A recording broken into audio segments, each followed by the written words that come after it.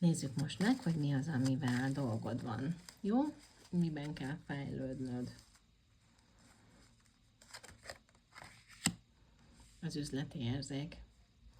Az üzleti érzékedet jól lenne fejleszteni.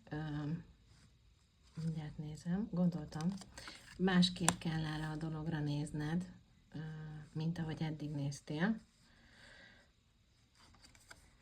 És cselekedned is kell annak érdekében, hogy legyen több bevételed. Anyagiakra vonatkozik ez a néhány nap. Igazából ez azt jelenti, hogy az akasztott ugye a másképlátás, a nézőpontváltás, ez pedig a cselekvés, a lehetőségek, a siker. Tehát azt látom, hogyha megváltoztatod a nézőpontodat, akkor sikerre fogod vinni az anyagi helyzetedet is, meg fogod tudni oldani. Ez lehet akár egy munkahelynél, kérhetsz nyugodtan több fizetést, lehetsz bátrabb, hogyha szolgáltatásod van, akkor is nyugodtan, tehát egy reális árat be tudsz lőni, mi az, amit ér a munkád, esetleg adsz akciókat, kedvezményeket, nem tudom, kuponokat, azt ti is nagyon szeretitek ezeket a kuponokat.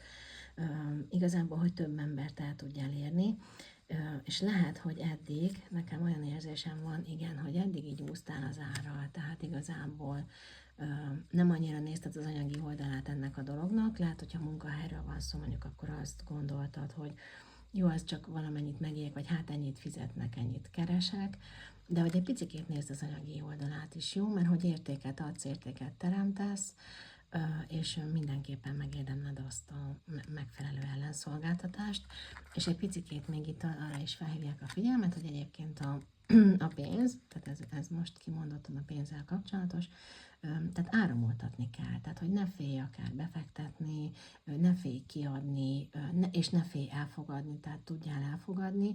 Igazából ez a lap arra hívja fel a figyelmet, hogy ez egy örök körforgás, és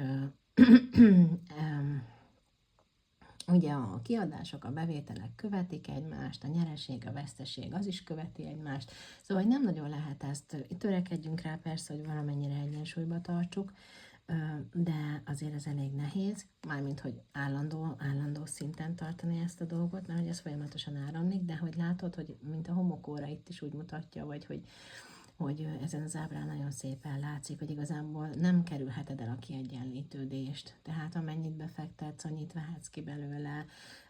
Ha volt esetleg egy veszteséged, az vissza fog jönni.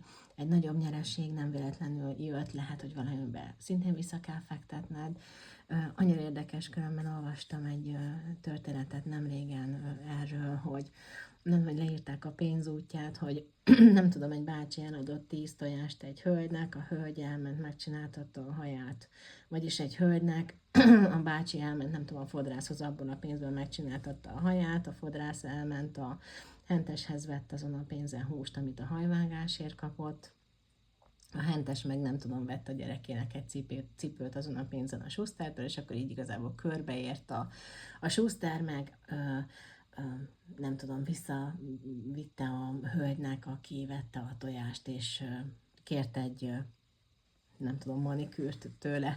Most ez jutott az eszembe, hogy igazából, ha belegondoltok, a pénz is egy energia, és áramlik, és hogy folyamatosan áramlik, és hogy ezt engedni kell az útját járni.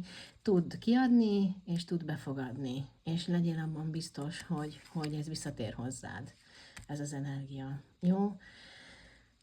Ha esetleg veszteséged volt, bár ezt most nem mutatják, akkor azt meg tudjátok, úgy engedjük el, hogy az volt a 10 és jöjjön vissza 10-szeresen, 9-szeresen. Úgyhogy ha veszteséged is volt, akkor is gondold azt, hogy azt magadtól adtad. Mert sokkal jobb energetikailag, hogyha te adsz valamit, szívből adsz, mint hogyha elveszik tőled. És bosszankodsz azon, hogy a feneldje meg miért vették el. Szóval összességében az a lényeg, hogy egy kicsit, tehát hogy nagyon is nézd a dolgok üzleti oldalát, válts nézőpontot ezzel kapcsolatban, mert megérdemled azt a pénzt, és tegyél is érte, és akkor minden rendben lesz. Sziasztok!